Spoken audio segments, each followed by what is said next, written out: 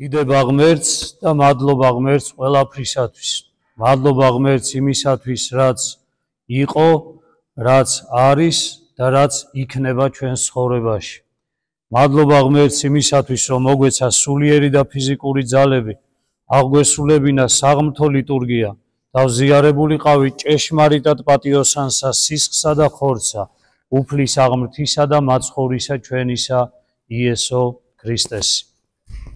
ყველას გულითადად მოგილოცავთ დღესასწაულს, მაცხოვრის დიდებით შესვლას იერუსალიმში, სხვაგვარად ბზობის დღესასწაულს. ეს დღესასწაული იმდენად არის მნიშვნელოვანი, რომ კარგი სარკე არის ადამიანმა ჩაიხედოს საკუთარ სულში. დღეს დამთავრდა წმინდა 40. ჩვენ რაღაც გავაკეთეთ. ვიღაცამ სხვადასხვაგვარად იმარხულა. ვიღაცამ საკვებით შეძლო, რომ მეტი უძლურება მიეყენებინა საკუთარი სხეულისთვის. ვიღაცამ მეტი ილოცა. ვიღაცამ მეტი მოწყალება გასცა. ვიღაცამ მრავალ მსახურებას დაესწრო. მრავალი სხვა, ვიღაცამ ბევრი მეტანია გააკეთა. ვიღაცამ მრავალი გაჭირვებული ადამიანი მოინახულა. ეკლესია მრავალფერი არის ამ კუთხით, სამოღვაწეო კუთხით და როგორც პავლე მოციქული ამბობს, ნუ ყოველნი წინასწარმეტყველი იქნებიანო. ნუ ყოველნი ამ წინასწარმეტყველებას გამოთარგმანებენო. ნუ ყოველნი მოციქულნი იქნებიანო, ანუ ყველას მიეცა ნიჭი გარკვეულწილად და ამ ნიჭის რეალიზებას ცდილობს, რომ მოახდინოს. პირველ რიგში დაინახოს ღმერთმა რითი გამოარჩია კონკრეტული ადამიანი, ქრისტიანი ადამიანი, რომ რა არის მისი მისია და საკეთებელი ამ წუთის სოფელში, ისე რომ მან სული იცხოვნოს. და აი მარხვის ასპარეზი ზუსტად ეს არის ჩაღრმავება საკუთარ თავში, რომ უფალო, რისთვის მომიწოდე, რისთვის გამაჩინე, რისთვის ვცხოვრობ და ვცოცხლობ და რა არის ჩემი დანიშნულება და საბოლოო მიზანი ჩემი მყოფობისა. აი 40 დღეში ჩვენ გარკვეულწილად, როგორც გითხარით, რაღაცა ყველამ გავაკეთეთ. ვიღაცამ ცოტა, ვიღაცამ ნაკლები, ვიღაცამ მეტი, ვიღაცამ უფრო მეტი, ვიღაცამ საერთოდ ვერ შეძლო ღვთისათვის ის მიეცა, რასაც წლების განმავლობაში აკეთებდა ხოლმე. ისეთი მსახურება, ისეთი ლოცვითი თუ მოწყალებითი მსახურება. მაგრამ უფალი აი ამ ვნების კვირაში ყველას მოგვიწოდებს ერთი რამისთვის. მე შემიწირია შენი ეს ყოველივე, რატოც შენ რისთვისაც გამზადებდი შენ. ვნების კვირა ეს არის დრო, როდესაც ჩვენ ვდუმდებით ყველანი და უბრალოდ ყურს მიუგდებთ და გულის ყურს მივაპყრობთ თუ რას გააკეთებს ღმერთი ჩვენთვის. და აი როდესაც ამას აკვირდები ვნების კვირაში, უდიდესი სირცხვილი გიპყრობს ადამიანს, რომ რა გააკეთა განკაცებულმა ღმერთმა შენთვის, მით უმეტეს როდესაც უკვე დიდ პარასკევს ჯვარცმის პერიოდს გავდივართ, რა დაითმინა და რა გააკეთა ღმერთმა ადამიანისთვის, უფალმა ჩვენმა იესო ქრისტემ და ჩვენ რას ვაკეთებთ ღვთისათვის. და აი ამ განსხვავებას, რომელსაც ჩვენ ვიგრძნობთ აუცილებლად, აი ეს განსხვავება ქმნის ადამიანის პირველ ნეტარების მდგომარეობას. ნეტარიყვნენ გლახაკნის სულითა, რამე თუ მათი არ სასუფეველიცათა. როდესაც უფლის ნამოქმედარს, როდესაც ღვთისა ადამიანისადმი ნამოღვაწარს ამ წუთის სოფელში, მიყენებულ ტკივილებს, უმზერ და სულით განიცდი ადამიანი, ხვდები ერთ რამეს, რომ შენ არაფრის გაკეთება მსგავსისა არ შეგიძლია. ამიტომ ერთადერთი რამ გრჩება, ჩაღუნო თავი მონანულმა, დაგლახაკებულმა სულით და ღმერთს მადლიერება აღუვლინო. დღევანდელ წმინდა წერილში მრავალი პერსონაჟი არის მოყვანილი და ამიტომაც არის ეს დღე დიდი. ჩამოგითვლით. იქ არის მოყვანილი ლაზარე, რომელიც 4 დღე მკვდარი აღადგინა მაცხოვარმა. იქ არის მართა, იქ არის მარიამი, იქ არის იუდა, იქ არიან ყველა ის ხალხი, რომელთაც იხილეს აი ეს უდიდესი სასწაული, როდესაც 4 დღე მკვდარი ლაზარე აღადგინა მაცხოვარმა. აქ ერთ ჩანართს გავაკეთებ თქვენის ნებართვით. ხშირად თქვენ გიკვირთ ხოლმე ის, რომ ხატს მირონი წამოუვიდა. ხშირად გამოედევნებით ხოლმე გარკვეულ სასწაულებს, სადღაც აღსრულებულს და იმიტომ რომ ჩვენ წმინდა წერილს არ ვკითხულობთ და წმინდა წერილის განმარტებას არ ვკითხულობთ, განა შეიძლება ამაზე დიდი სასწაული იყოს რამე, როდესაც მაცხოვარი 4 დღე მკვდარ დაფლულ ადამიანს აღადგენს მკვდრეთით. წამთ ვინმე სამისი? ჯერათ ვინმე სამისი?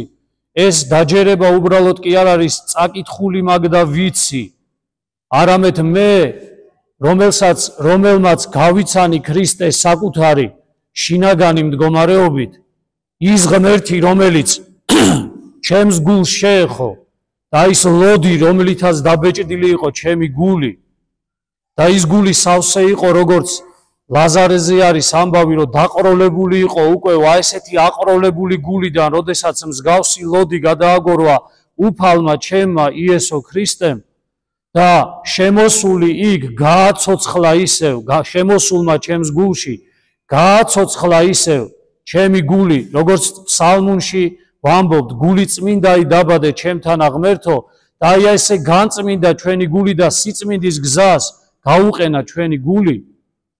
გამომდინარე აქედან მე მწამს, რომ უფალო, თუ კი შენ აი ეს დაყროლებული გული ჩემი განწმინდე, მაშინ მე წამს იმისა, რომ შენ 4 დღე მკვდარ ლაზარეს აღადგინებდი საფლავისაგან. და არა ჩემი ინტელექტუალური ნაწილით, არა უბრალოდ განმარტებების მოსმენით, კი, ესე იქნებოდა, არა. ასე განიცდება ის იგივე მაცხოვრის აღდგომა, რომელიც ჩვენ წინ გველოდება. მანამდე კი მისი ჯვარცმა. ასე განიცდება წმინდა სერობა, რომელიც უფალმა გამართა თავის მოციქულებთან ერთად და აზიარა საკუთარ სისხლსა და ხორცს და დაგვიტოვა ჩვენ მოსახსენებელად მისა, რომ ყველანი ვეზიარებოდეთ მის სისხლსა და ხორცს პურისა და ღვინის სახით, რომელიც ჭეშმარიტი სისხლი და ხორცი არის უფლისა ჩვენისა იესო ქრისტეს. და როდესაც მე სულით განვიცდი, გულით განვიცდი ამას, გონებით ზრახავ ამას და მთელი ჩემი პიროვნება იცნობს უფალ იესო ქრისტეს, მაშინ მისთვის აღარაფერი არ არის დაუჯერებელი და მას წამს, რომ იმ ქრისტეს, რომელიც ჩემს გულში არის, ნებისმიერი რამის დამარცხება შეუძლია.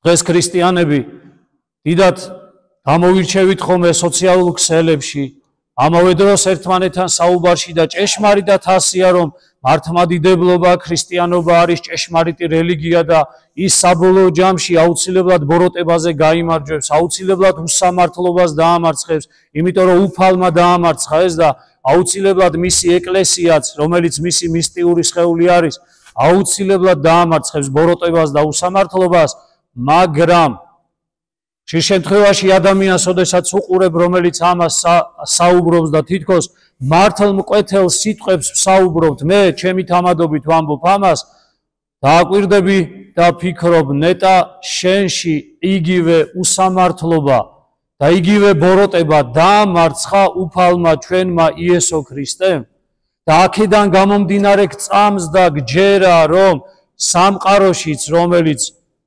ბოროტსაზე და დგას, ან შენ ცხოვრებაში, ან შენი სოფლის ცხოვრებაში, ან შენი ქალაქის ცხოვრებაში და ჩვენი სამშობლოს ცხოვრებაში დამარცხდება ბოროტება და უსამართლობა.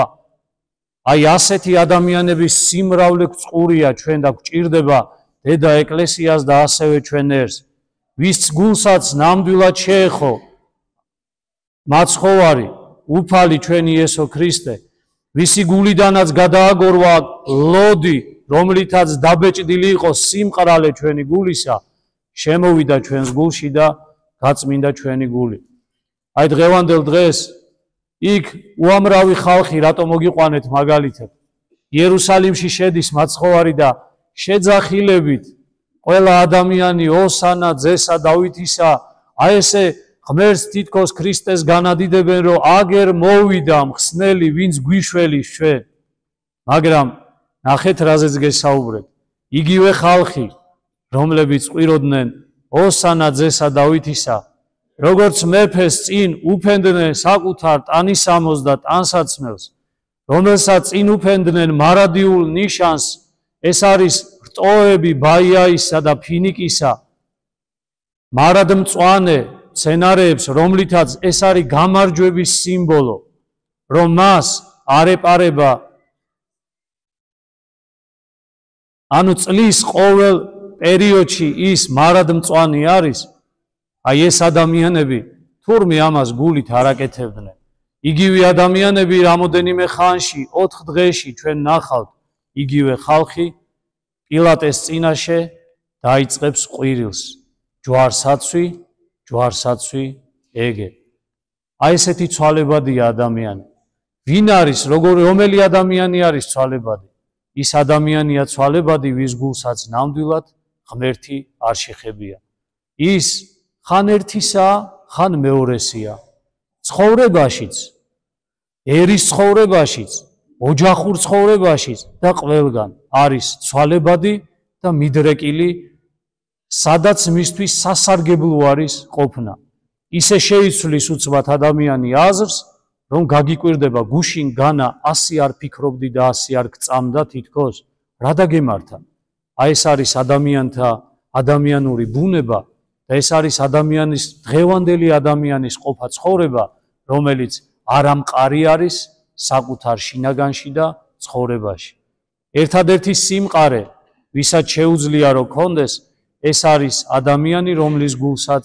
შეეხო უფალი ჩვენი იესო ქრისტე აი აქ უამრავი მაგალითია იუდა ისკარიოტელი რომელსაც ანუ როგორ შეშურდა რომ 300 დრაქნისა 300 დრაქანი რო იცოდეთ 100,000-ობით მილიონობით თანხა არის ანუ რატო დაიღვარაო ესო განა არ არის არ იქნებოდა უკეთესიო გლახაკებს მისცემოდაო და რამდენი თქვენთაგანი არის ხოლმე რო იძახის რომ ეკლესიაში რატო ავთქვა და ხატის მოტანას ან კანდელის მოტანას არ ჯობდა წავსულიყავით და ვინმე გლახაკისთვის დავხმარებოდით უამრავი ადამიანი ამას ამბობს იუდასავით არავის შეურაცხყოფას არ ვაყენებ განა იმისათვის უნდა ეს რომ ნამდვილად გლახაკების ტკივა იმიტომ რომ ისეთი ადამიანები ზოგჯერ თვითონაც ერთ ადამიანს კი არ დახმარებიან და უბრალოდ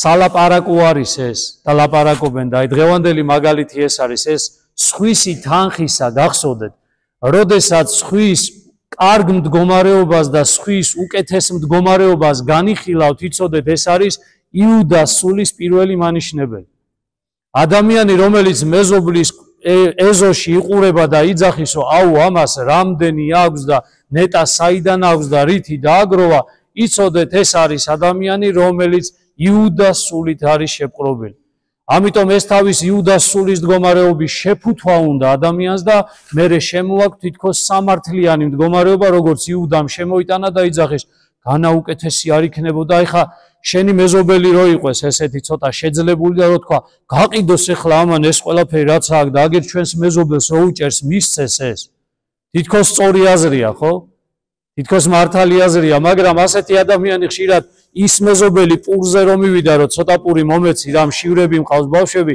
თვითონ არ დახმარებია იმით რისი საშუალებაც ქონდა მაგრამ სხვისი ეზოდან უკეთესად ჩანს ყველაფერი მე არ ვიძახი იმას რომ სოციალური გარკვეულწილად ერი რომელიც ქრისტიანულად ცხოვრობს შეუძლებელია არ აწუხებდეს ანუ შეძლებული ადამიანი რომელსაც ქრისტე შეეხო მის გულს შეუძლებელია ბუნებრივად აზროვნავდეს თავის მეზობელზე რომელიც არის გაჭირვებული მას არ ჭირდება ამის ძახილი და მას არ ჭირდება ამის შეხსენება და ვაი რომ ერში რომელიც არის ღვთისმშობლის წილხვედრი, ერში რომელსაც ვიძახით რომ მუდმივ ქრისტიანულ გზაზე დადიოდა და დღესაც ფიქრობ და არის ესე რომ დავდივარ, ვაი რომ ადამიანები არიან რომელთაც გულსაც ჯერ ქრისტე არ შეხებია და ამიტომაც ხედავთ თუნდაც რითაც უკმაყოფილო შეიძლება იყოს დღეს ადამიანი.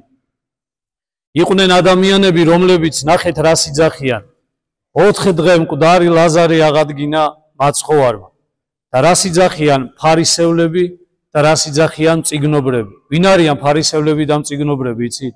ყველაზე რელიგიური ადამიანები, ყველაზე განათლებული ადამიანები, რომელთაც საღვთოს ჯული იციან 100 და სიტყვით და ფარისევლები კი იყვნენ რომლებიც გარკვეულწილად ცხოვრობდნენ კიდეც თითქოს ასე ამის გავსად ოღონდ გარეგნულად და ისმის კითხვა მაცხოვარმა 4 დღე მკვდარი ლაზარე აღადგინა.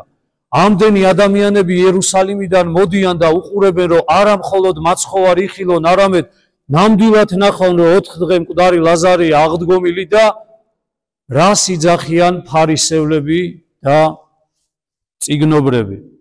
ფარისევლებმა კი ერთმანეთს უთხრეს, ხედავთ რომ ვეღარაფერს ხდებით, მთელი ქვეყანა მას მიყვება.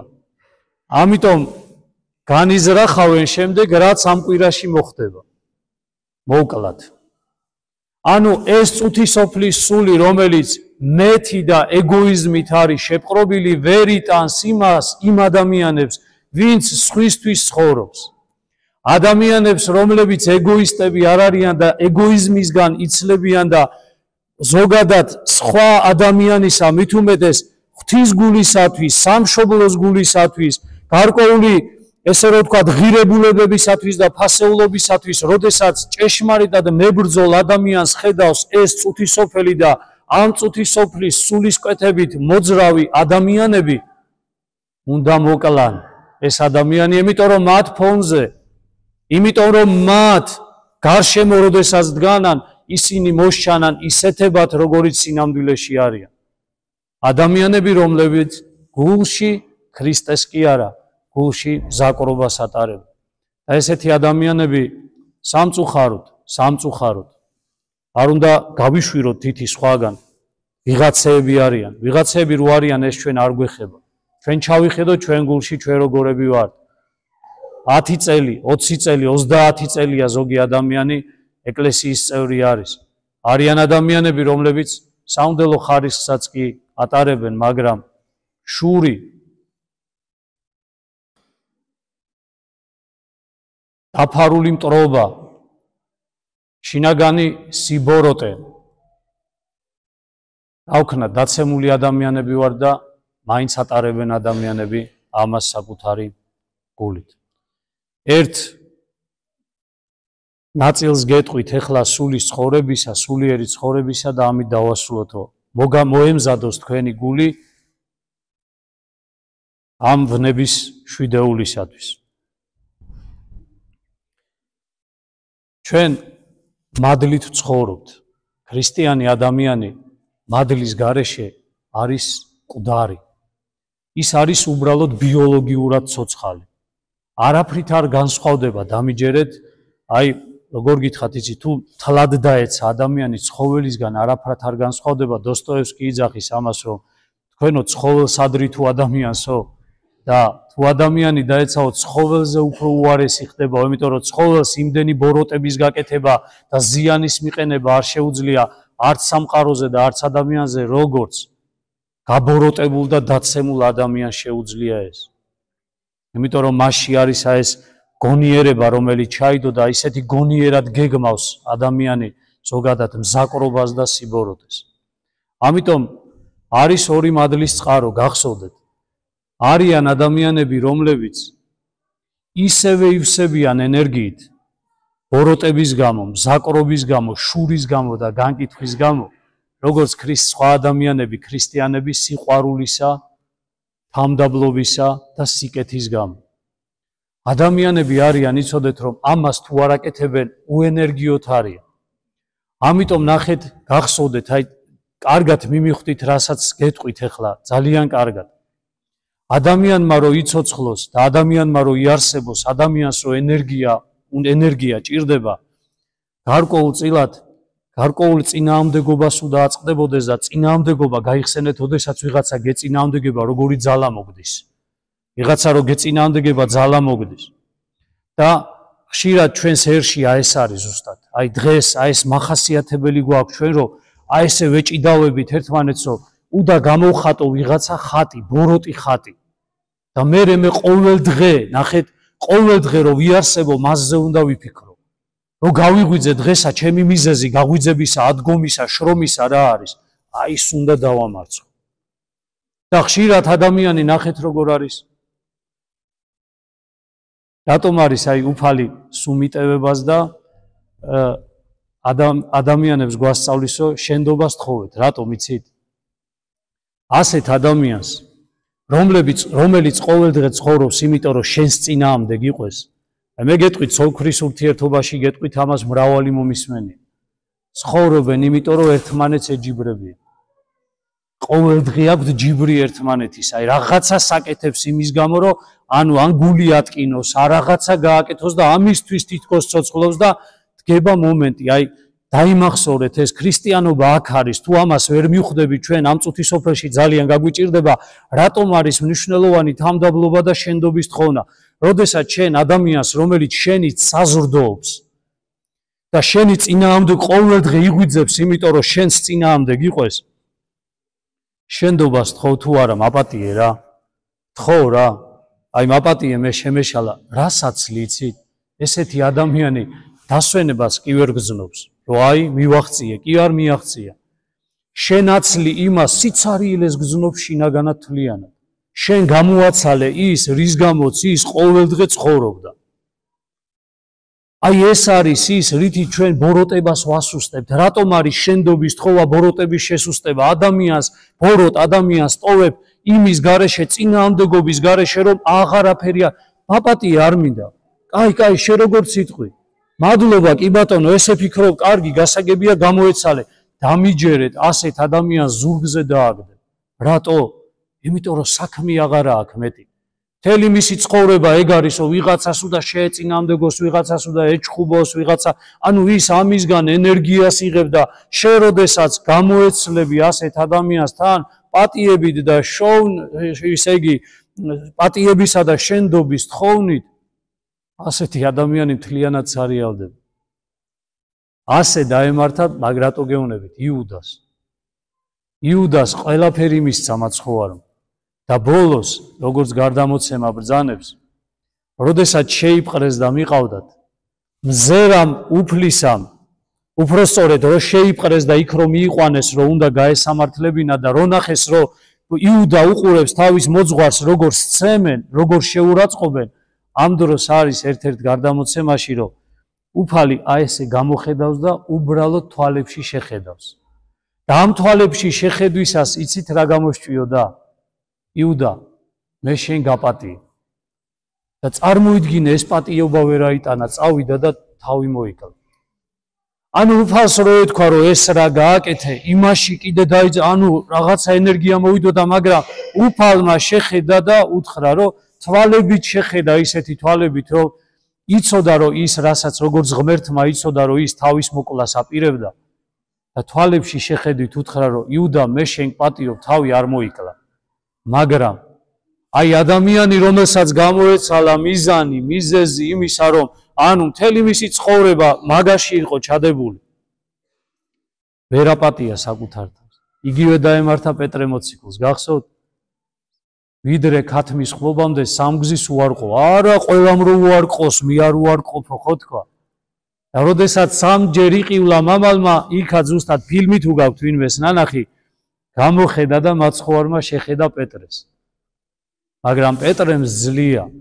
პეტრეს უყვარდა უფალი. პეტრეს თავისი ეგოიზმი კი არ უყვარდა და ქრისტეში საკუთარ მიზნებს კი არ ხედავდა. არამედ მართლა ქრისტე უყვარდა. და როდესაც ქრისტე ვინც უყვარდა, მან შემოხედა და უთხრა, პეტრე, ხო გითხარი შენ, მე უარმყობ. მაგრამ თვალებით შეხედა და უთხრა, მარა შენ მე ამას გპატიო. წავიდა პეტრე და იცით თქვენ პეტრეს ცხოვრება, რომ მთელი მისი ცხოვრება სუცრემლის დიოდა და ხატები რო იხატება პეტრე მოციქულისა თუ ვერმე ნახავთ იკონოგრაფიულად აქ ღარები უკეთდება ხოლმე, იმიტომ რომ მთელი ცხოვრება ახსოვდა უფალი რო გასცა, თუმცა თავი მოციქული გახდა, აღდგა მოციქულებრივ ხარისხში, მაგრამ მთელი ცხოვრება აი ეს დაცემა ახსოვდა მას. ამიტომ აი დღეს გვიჭირს ჩვენ ეს, დღეს პატიება გვიჭირს ძალიან. დღეს ჩვენი ოჯახის წევრების პატიება გვიჭირს. დღეს ანუ აი ძალიან თავმაღლები, ძალიან ეგოისტები, ძალიან როგორ გითხრათ, შურიანები, ერთმანეთის მიმართ დაფარული მტრობის მქონენი ვართ, სამწუხაროდ და მე მინდა გითხრათ, რომ ადამიანის ცხოვრებას კი არ განსაზღვრავს ის, რასაც ჩვენ გარეგნულად ვაკეთებთ, არამედ რაც ახარ შიგნით, ის არის შენი ადამიანობა. კოკასაშინა რაც ადგას, იგივე წარმოდინდების. უფალიც ამბობს, რომ ბოროტი ადამიანი თავის ბოროტი გულიდან ბოროტებას გამოიტანს, კეთილი ადამიანი თავისი კეთილი გულიდან მოკლედ სიკეთეს გამოიტანს.